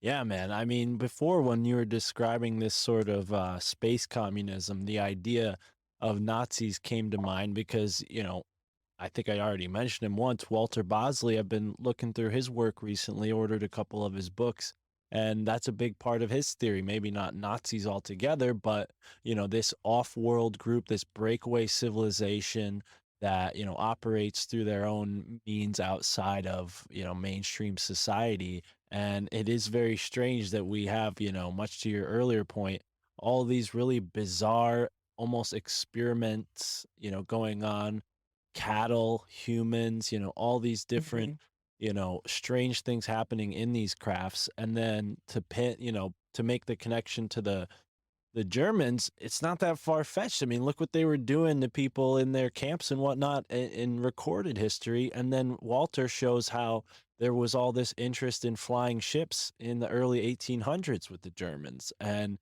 they weren't necessarily Nazis, but they were German. So I'm sure they had some connections back to the motherland, as they say. So it's definitely, yeah. I mean, even myself, I used to work for a baker who learned how to bake German breads, but he was Venezuelan and from Spain, right? So like Uh-huh. really weird connections. Like, where are you learning to do this German baking in South America? How is that inspired there? I don't know, maybe a total tangent in itself, but yeah, man, I love the idea of getting on the ground and going out to these countries and following the mysteries, especially when they connect back to your own hometown. I mean, and even in history, Florida has a strong connection to the Spanish, and as South America does it, it's really a weird nexus point down there. What else did you find? Anything that doesn't, fit into what you're expecting that you really can't, like, maybe, didn't make it to the book that just, was weird in and of itself? Well, actually, you set me up for a couple of things there. First, the Nazi angle was definitely one of the weirder ones in my book. And one of the ones I found, I was, because I'm into paranormal. I love history, but I feel very comfortable talking about UFOs. I could do dates, times, people. I could do that with paranormal entities and all that kind of stuff. But history, it was a topic I wasn't really, super sure I was willing to tackle, but it was turned out to be one of their favorite parts of the book. That's where I've got a lot of feedback on, because it is so interesting. And I'm going on a show later this week to talk more about Nazis in South America. So yeah, I went to Chile with a bunch of research, and then I went and tried to find some Chilean Nazis. And I first went to a grave of an SS officer, Walter Ralph, and was surprised to find it adorned with rose bushes that were like well kept and things like that. Yeah, he says he was entombed there to a crowd of people shouting Heil Hitler while he was lowered into the grave. So it definitely was a bizarre thing, but my research led me to this place called Villa Bavaria, which was this former Nazi compound back when this guy, what was his name? Ultra Ralph, Paul Schaefer. Paul Schaefer ran this Nazi compound. He was a medic in World War II, and he fled through the Vatican rat lines to South America. And he set up this compound, and his main goal was to molest kids. He was a predator, and he used his school to prey on kids. And eventually, he was arrested for that.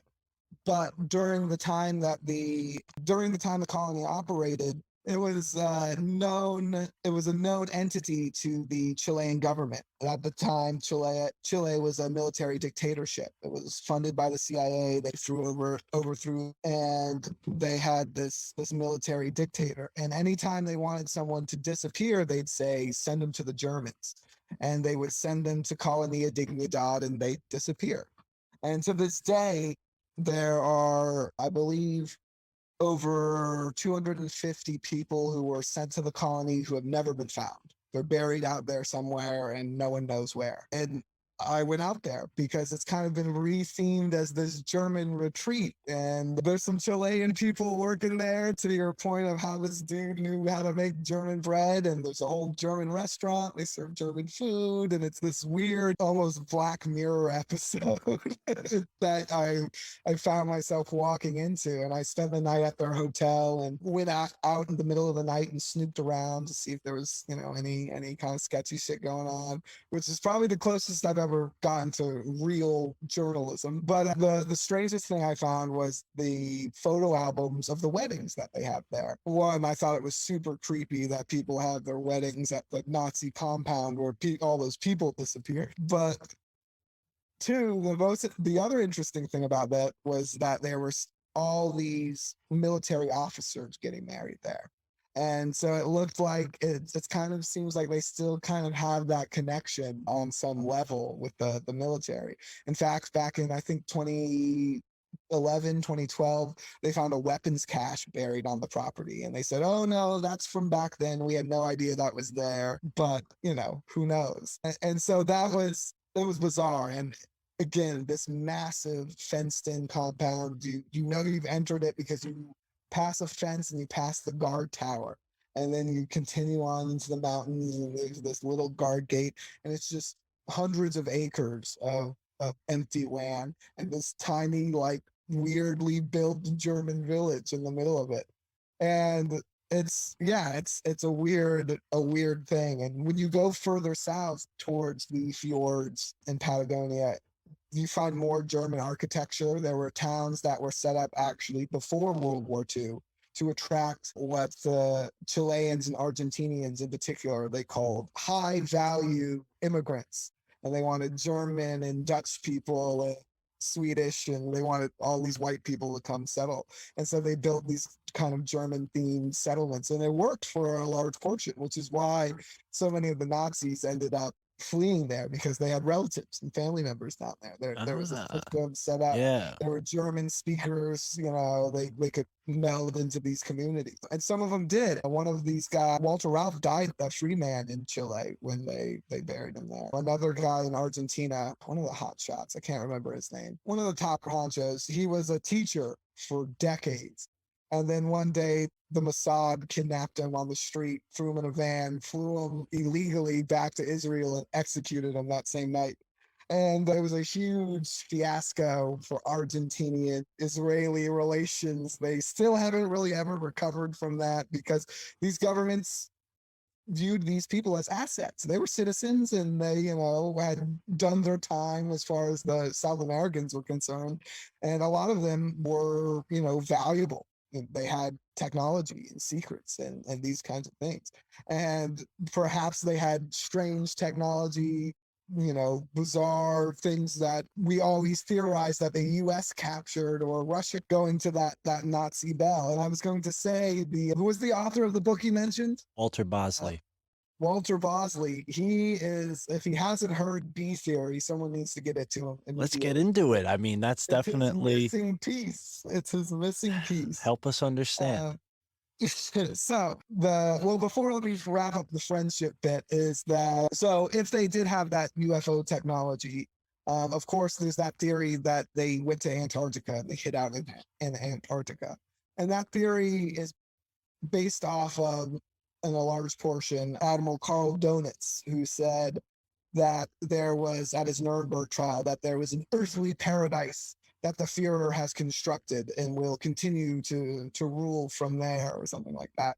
And everyone says it's but if you go to Patagonia and those beautiful fjords and rock beaches, it looks like the fjords of Norway. It looks like what a German person would call paradise. And so I posit that there's a good possibility that this friendship group may just be the leftover children of the scientists who built this paradise on Earth, and that their technology, these UFOs, might be the last remnants of some secret tech.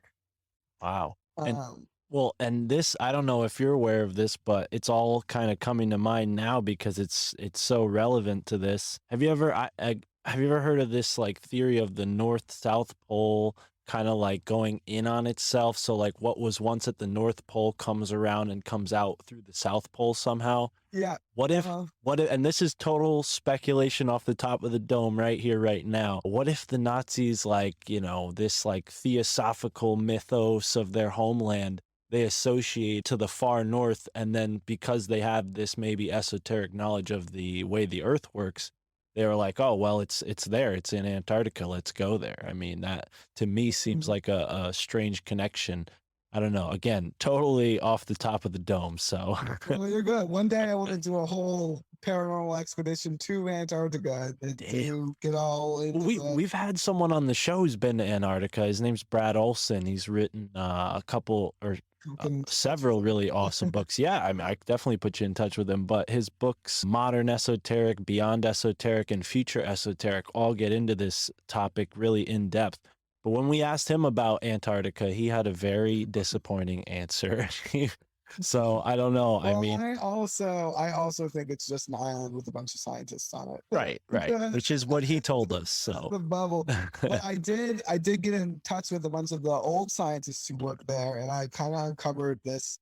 Check out Paranormality magazine. They covered it a few issues ago. I know Jack. He's a cool guy. First urban legend that's kind of popped up. This guy, Carl Ditch, went missing. He's kind of become the gremlin of Antarctica. So if anything goes wrong or goes missing, they're like, oh, Carl did it. He's living out there on the ice somewhere. And so it's a really interesting story. Go check that out. But back to the idea of Nazis and the bee theory. So when I'm discussing the possibility that Nazis have this tech, I think everyone's heard of the Nazi bell, right? This mythical device that we're pretty sure is real. Scientists are pretty sure it was a nuclear centrifuge to make, atomic weapons. But other people have suggested that it's 0-point energy, some kind of anti-gravity device. And that's been a long entertained theory, Foo Fighters and Nazi UFOs. This has been a thing since the war. People were theorizing that the Nazis had these craft. And so back when I was in Morocco backpacking, I met a very strange man who told me he was the son of a CIA agent. And there was a little bit of information. He had some assets and things that were kind of suspicious. No hard evidence, though, to back up that claim. Just some light things that were kind of made me think twice about it, But I initially rolled my eyes and said, okay, sure. And he told me he knew people who flew UFOs and that UFOs were based off of technology discovered inside of honeybees. And I was like, okay, sure. All right. Well, I didn't even write it down because it just was so crazy. It's just something you don't forget. I hear a million crazy theories a day about reptilians and, the Bible and all this. UFOs are powered by bees was a new one for me. And I was like, hot damn, that's a cool story. And he even said like he could introduce me to UFO pilots and those kinds of things. Now, none of that ever occurred. I had 2 lunches with them, but my time in the country ran out and there was no digital communications to continue the dialogue. But I wrote that little, diatribe in my book about the Nazi Bell. I was like, so yeah, there's one time a crazy guy told me. So maybe if it is something that mundane, then yeah, the Nazis absolutely could have discovered that. It seems simple enough. They just discovered bees are anti-gravity and then they built a big bee. Bada bing, bada boom. Nazi Bell, it kind of looks like a thorax with the stinger at the top. It kind of checked out. And I just threw it in there just as a little, note and didn't really think much of it until I was doing a show about a year ago, The Sensible Sociopath. They're a good general subject show, kind of comedy. They're very funny, but not a paranormal show, not even one that's like this, that focuses on these weird topics. They kind of do everything. And they read my book and had me on the show. And the host astonished by that little paragraph, because he told me that a close friend of his, his dad was a CIA spook type. And all he would ever tell the kids about what he did was a man in black, like in the movies. And, that was all he would really get into it. And on his deathbed, the son asked this guy, well, tell me more about it. Like, what do you mean, man? Like, what's going on?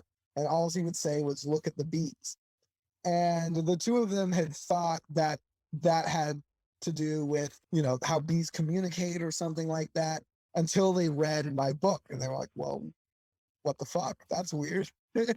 So now I had these 2 weird, very unreliable, very shady sources, but they were saying essentially the same thing, that UFOs and bees are somehow connected. And, of course, the bees are dying. They're very important. Everyone's talking about it. I started to look into bees. And there was, for a long time, this kind of myth out there that bees were too heavy to fly. And some MIT mathematicians were bored one day and they did the math and they figured out bees should be too heavy to fly. The wings are too small. Nowadays, they say bees flap in a circular pattern. It creates a vortex, and that's how they get enough lift. Except there's a problem with that theory. The problem of a thing they call economy mode. And so bees, when they are lifting pollen, they are using less energy than they are flying around normally, as if they're lighter for some reason.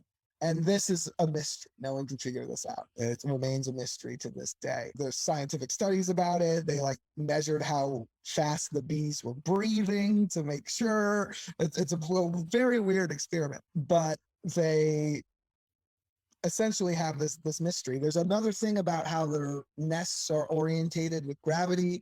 They shouldn't be that way. Like, it structurally doesn't make sense. Other animals never build nests that way. So there's a couple of other weird things when it comes to bees and gravity. But the really weird thing hit when I discovered the research of this Russian scientist named Viktor Grebennikov.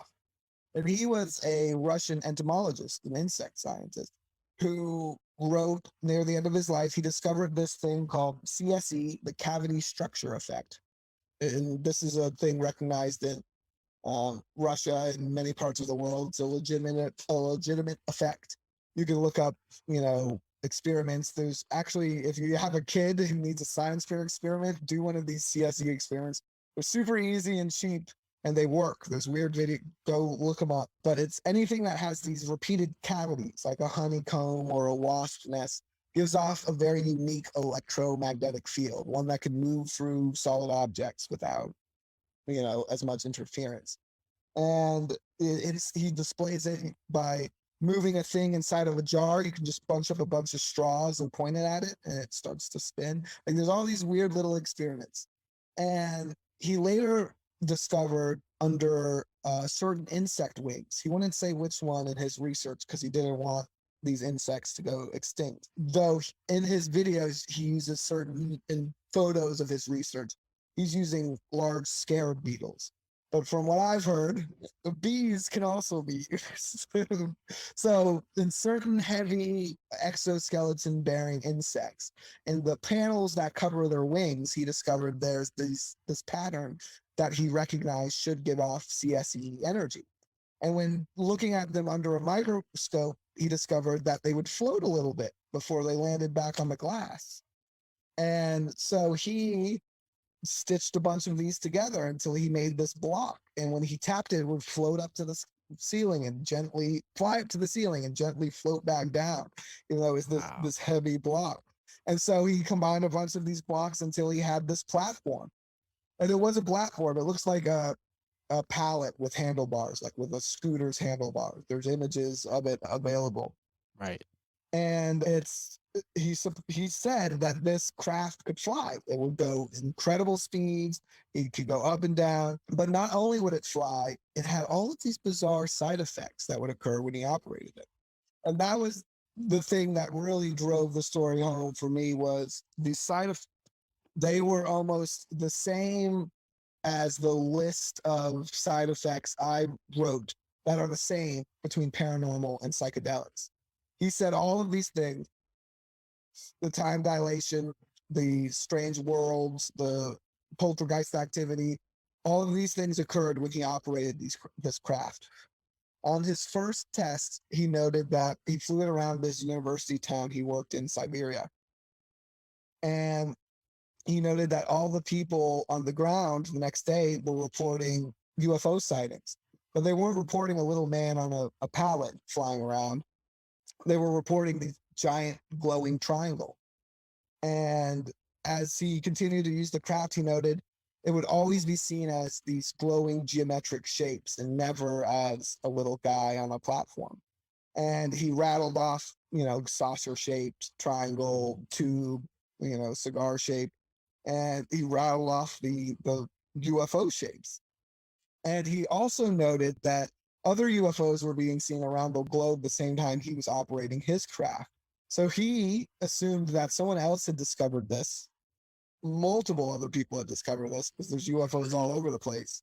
And that it was in his best interest to just stop using it and shut the fuck up. And so this is pretty much a thing in the last chapter of his book that he's like, oh yeah, I built a UFO once. And it gets stranger, because the areas he would operate this craft and land it, they began to get plagued with poltergeist activity. He said if he were flying the craft and he dropped something off of the craft, it would cause little holes, like little tiny holes, to appear in people's wind, like that would burn through, something that occurs a lot in UFO encounters and flybys. He said one time he dropped a test tube and found it fused inside of a window, like it had melted together and still in the shape, but like the window was right between it. And all these strange things would happen when he landed the craft at these areas too, and it would stick around for a while. These areas would be kind of stuck with this side effect. One of the weirder things he said is when he was collecting his insect specimens, one time he put one in the test tube, put it in his pocket, flew back to his lab, an hour's flight max. And when he took the test tube out, the larva was fully grown, something that would normally take weeks. It had fully grown in his pocket from a larval stage. And he noted several other bizarre time anomalies. And so this was a really weird, that's bizarre. And so when I applied B theory, I started thinking about other things like Skinwalker Ranch. And what we know about Skinwalker Ranch is that Robert Bigelow, the aerospace engineer billionaire, he was the one who owned the property. And he was the one that put the money into the paranormal research, something that hadn't really been done by a private corporation before. And there's all kinds of weird, phenomenon, glowing doors opening up and wolfmen running out, orbs of light and poltergeist phenomena. All this stuff occurs at Skinwalker Ranch. Well, if B theory is correct, and if this Russian scientist was able to build one of these in the 80s, it's fair to assume that the Nazis could have built one in the 40s. Maybe they moved to Chile, where they were the friendship group, or where they still are the friendship group, because those occurred in the 80s. But one of these Nazi UFOs were shot down over Roswell, and that's how we got to the U.S.'s secret supply of UFOs, or whatever it is. Perhaps, like many of the insiders have been saying, the UFO tech is in the private sector. And Robert Bigelow has one of these flying craft, and the whole Skinwalker Ranch thing is set up to study the side effects. Maybe he's not trying to figure out what's going on there. Maybe he knows what's going on. Maybe that's where he was test flying his UFOs, and it's causing all these weird side effects. So he wants to know the long-term, side effects of operating one of these craft. We can even extrapolate even further. If operating these craft causes all these super weird, bizarre psychedelic side effects, then what does that say about MK Ultra, where they were dosing soldiers and pilots and all these people with psychedelics? And the guy himself who ran the program, took LSD every day because he wanted to acclimatize himself to it. So he said it was so he couldn't be poisoned by foreign agents. But maybe you just have to get really good at tripping before you can fly a UFO. Maybe that's just part of the thing. So anytime now I'm presented a UFO story or an idea, I first, of course, I compare it to my A theory, the psychedelic theory. I break it down to the pieces of disincarnate information, and what can we extrapolate from there to see what might be going on.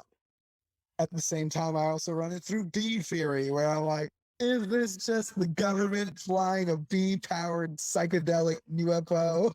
Wow. I love that double. A lot of the times, though, the B theory stands up. It's definitely one of one.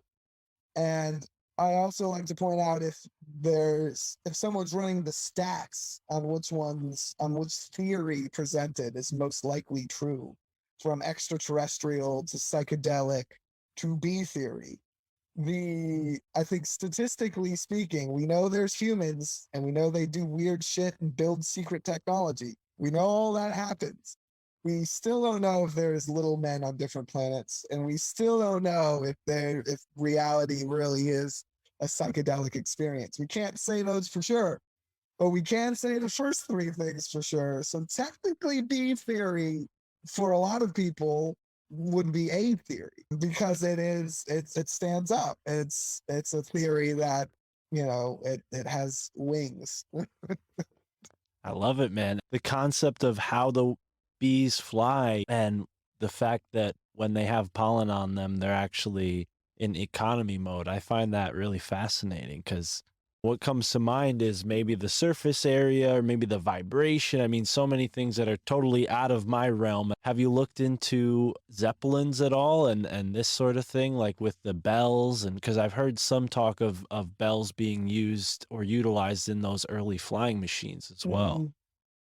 Yeah, there's a lot of, I've recently come across some like diagrams, actually triangle shaped craft that supposedly used in Grebennikov, but the information is it's never connected in a linear way.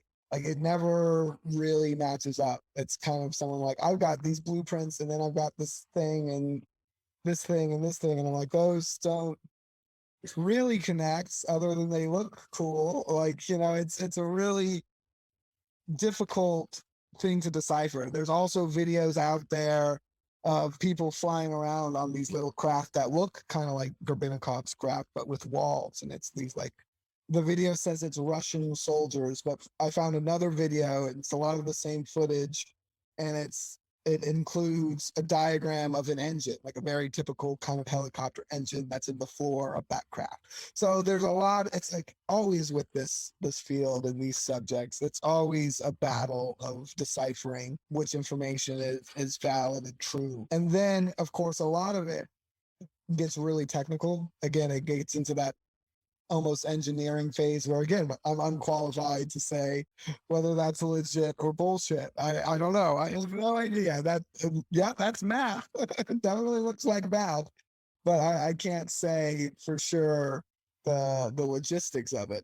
So it's a tricky situation, but I think it definitely it's a theory that really it's a thinker. It sticks with you because I think it really does explain this, this human aspect to at least the UFO phenomenon, especially now with the military giving it so much attention and things like this. Let's talk about the Navy UFO video. I know everyone's tired of it, but let's examine them through B theory. There could be a couple of things going on there. Personally, if B theory is correct, and if the governments of the world, at least the top ones, have these UFOs the same way they have nuclear weapons, then what's occurring there is the Navy is tired of not being cut in on the UFO budget. And they're like, hey, Air Force, we've seen you flying these. Give us some. We want some. We want some of the UFOs. Stop being selfish dickheads. The Space Force, whoever's in charge of the UFOs. Or it could be if these craft are being used by the governments of the world and they've been doing, these weird UFO black op missions, abducting cows and people and, maybe introducing new STDs and doing, who knows what they were up to. But if that is the way, then perhaps releasing the videos is our military's way of changing the game. We're in some kind of stalemate, deadlock. We keep sending UFO squads to do UFO missions, and no one's losing an inch. It's trench warfare, but with UFOs, it's not working. So let's expose the UFOs and see what that does. Let's see whose society can handle living in the UFO age and who's not. That's the government disclosure, I think, argument some people are. The third possibility through B theory is that we don't have that technology. It's over. They got to Grebennikov, and the Russians and the Chinese have it, and we are shit out of luck, which would be unfortunate. But maybe not, because if these psychedelic side effects are true, then you can't really. It's a kind of equivalent of using nuclear warfare. You leave an area possessed with ghosts and stuff for the next however long it happens, whatever the side effects are. I mean, stuff seems to continue to happen at Skinwalker Ranch to this day. And then there's also the flip side of it. One of the arguments I've heard against B theory, and I think it's a good one and another angle to look at it when talking about Skinwalker Ranch, is that the mythology there goes way back. There's Native American tribal mythology about that valley in that area having this special spiritual meaning. But if these crafts affect space, well, we know they affect space through all this weird, bizarre stuff that they leave behind. If it affects time the same way, maybe you're permanently fucking up a timeline for that area. Maybe those weird paranormal effects that were happening 1,000 years ago are because of the same occurrence that's happening now or in the future. Maybe it's forever. Maybe future Robert Bigelow walks through one of those portals and talks to past Robert Bigelow, and they're doing like a whole Rick and Morty scheme. Who knows? This technology, if it is incomprehensible, like Grebennikov describes, I mean, he said, fuck this, I'm putting it away. Like, this is a weird, dangerous object. I'll just drive the 4 hours to my research sites. I don't need to fly the little craft. And that he put it down. So maybe that's what's occurring for some of these people. So who knows? Who knows? Some of the videos we've seen definitely seem like orbs and smaller. So maybe they put it in probe technology. Maybe the machines can operate this. And maybe that's the new warfare. You just crash one of these UFOs into a town and then everyone goes crazy. They're thinking they're gang stalked and they're, talking to reptilian. Maybe it's all just the side effect. It's a actual psyop. They're using psychedelic machinery against us. Who knows? It could be any of these possibilities. But when I think you put it back into the human agents, that's intriguing because we do weird shit, man. There's weird technology being made every day. Horrors beyond our imagination are created every month, it seems like. And so to this idea that one was built way back then and they've been keeping it secret, I don't think is very far-fetched. Yeah, man, and it definitely stokes the curiosity, and it's up to you whether or not curiosity will kill you, but I am Well, not I hope afraid. it's me. I'm not I hope afraid. it's me, Man in Black. I hope this is the one. I hope they knock on my door. I'm ready for it. I've been waiting for it. Any day now. I got a knock last night. I was almost sure it was them. It was so late. No, it was the landlord.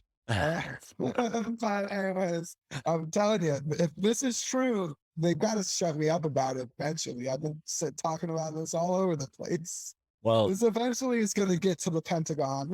So come on, send someone for me. Tell me I'm right.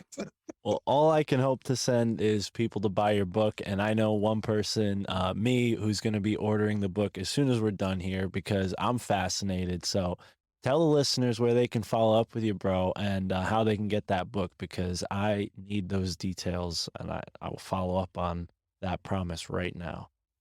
Yeah, absolutely. So you can find me at Chaz of the Dead on most of the social medias. I'm not on Facebook too much, but the other ones, you can find me there. My website's chazofthedead.com. You can find a link to my book there, or you can find it on Amazon. It's Paranormal Expeditions, Hunt for the Friendship. It's a story of UFOs, Nazis, psychedelics, and an expedition to the edge of the world. So check that out. Last minute Christmas gift. Go pick it up. And also check out my website for next year. A Patreon's coming out each month. I'm going to put out these research dossiers that are on little known subjects. The first one's actually on B theory, where a bunch of videos and links will be to back up all the crazy stuff I said. The next one's on Russian poltergeists. So if you like these weird, far out stories no one's ever heard of from the paranormal, you can check that out and subscribe. That'll be going live at the start of the next year. So Right check it on. out, people. Yeah, right on. Oh, and the other thing I forgot to mention on the point of bees is how weird bee vision is and how, like, they literally see pollen, they see these different spectrums of Mhm. light, But besides that, we have one last question for you. Does your family think you're crazy? I mean, you're going all over the world, you're studying these things, you're reading books, you're putting out your own books. I mean, come on, how crazy do they think you are? They think I'm absolutely crazy. I'm pretty sure each time I see my parents, I ask them if they finished the book, and the answer is always no. So they think I'm pretty crazy, but everyone else likes it. My cousins like it, so not all of them. But it's a fun one. Check it out, guys. Right on. Well, I hope you asked me that, and I hope my answer is yes, because I'd love to have you back on after I finish reading the book sometime in the future. But for right now, listeners, thank you for being here and enjoy the moment wherever you are in the now. All right, what an episode with Chaz of the Dead. Another fantastic My Family Thinks I'm Crazy dive into all things paranormal and strange. We've done it before and we'll do it again. That's right, folks. And I hope you stick with us through the new year. 2022 is coming fast and we have some really great episodes ahead. Ron Weed, Andreas Zertis comes back for a third run, and we also had Tim Grimes, Matt Raymer, and Matt from the Great Deception podcast. Bunch of great, really great episodes coming at you. But today's guest, Chaz of the Dead, had a lot of interesting stuff to share with us, from his initial experience of seeing those flaming red eyes to his trip to South America and all of those strange psychedelic experiences that have educated the really cool theories he laid out for us, I particularly like the, I have the clip. Let's just play it.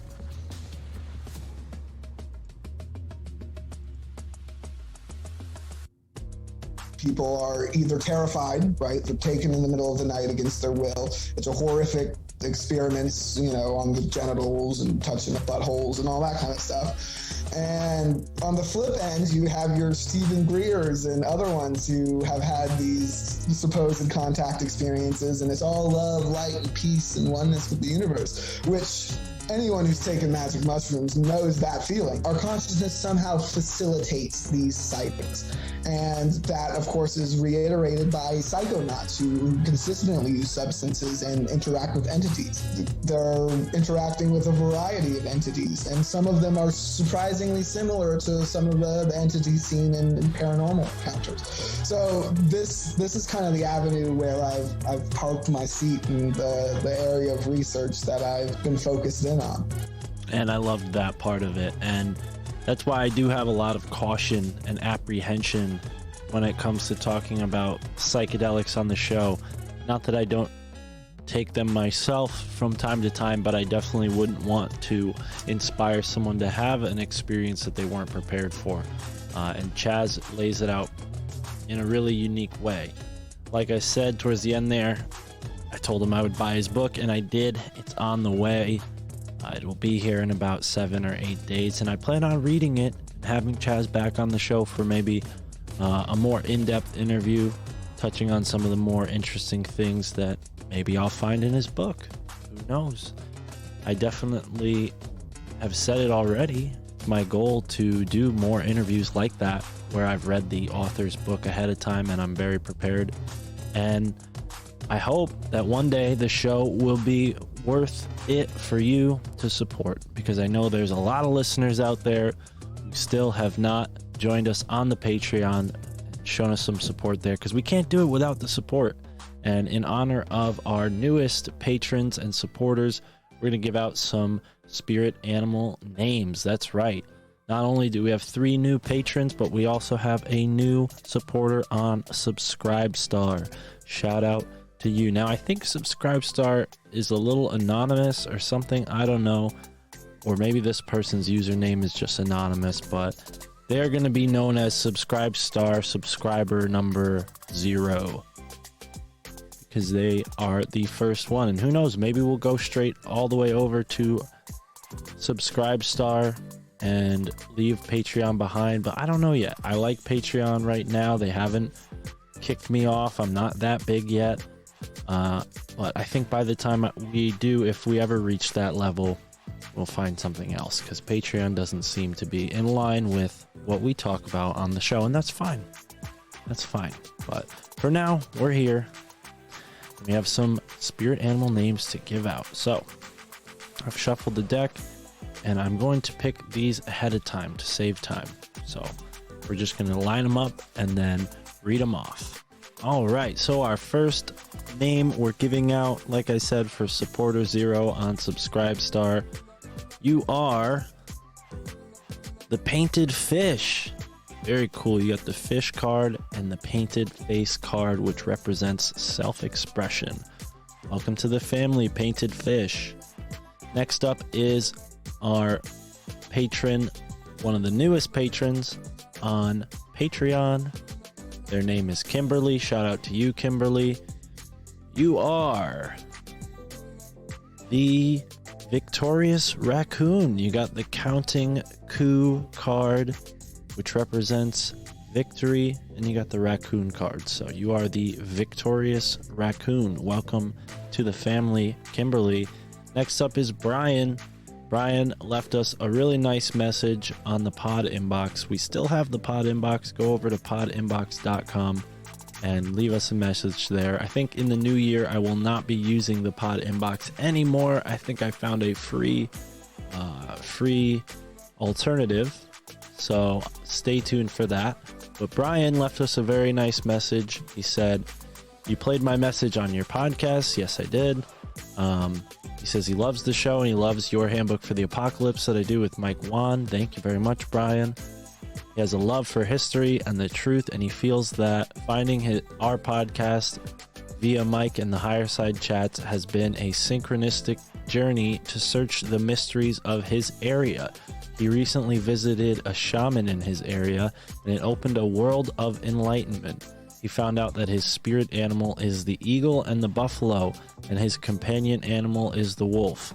He also had a connection with a Native American, which was very interesting. Very interesting stuff. I hope this person that you connected with teaches you something new, and maybe you can share that with us on the show. as far as your patron spirit animal name, you have received the drum card, which represents rhythm and timing. I find that very synchronous. You met us at just the right time, and all of those things possibly happened with precise timing, very personal.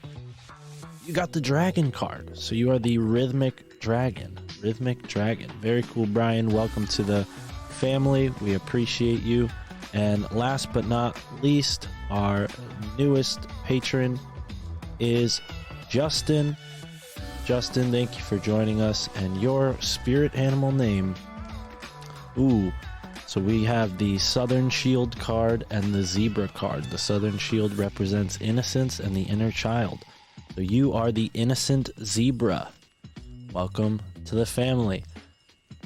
Well, that does it for today. Not a lot to say other than I'm blown away by what Chaz shared with us about bees and Viktor Grebennikov. I included a link in the episode description to some more fascinating stuff about Viktor Grebennikov. I think we may be dedicating a episode to this kind of subject, Russian scientists and strange inventors, very soon. So stay tuned for that. And thank you, folks, for listening to the My Family Thinks I'm Crazy podcast. I hope you have a very Merry Christmas. This episode will be coming out on December 24th, 2021. Christmas Eve here in the United States. So have a Merry Christmas. If you don't celebrate Christmas, I hope you have a happy holiday, whichever holiday you celebrate, and I hope you have a happy New Year. We will definitely be back with more episodes before the new year. But until then, folks, thank you so much for being here with us on the My Family Thinks I'm Crazy podcast. I love you all from the bottom of my heart. If you love us too, support us on Patreon. Have a great moment wherever you are in the now.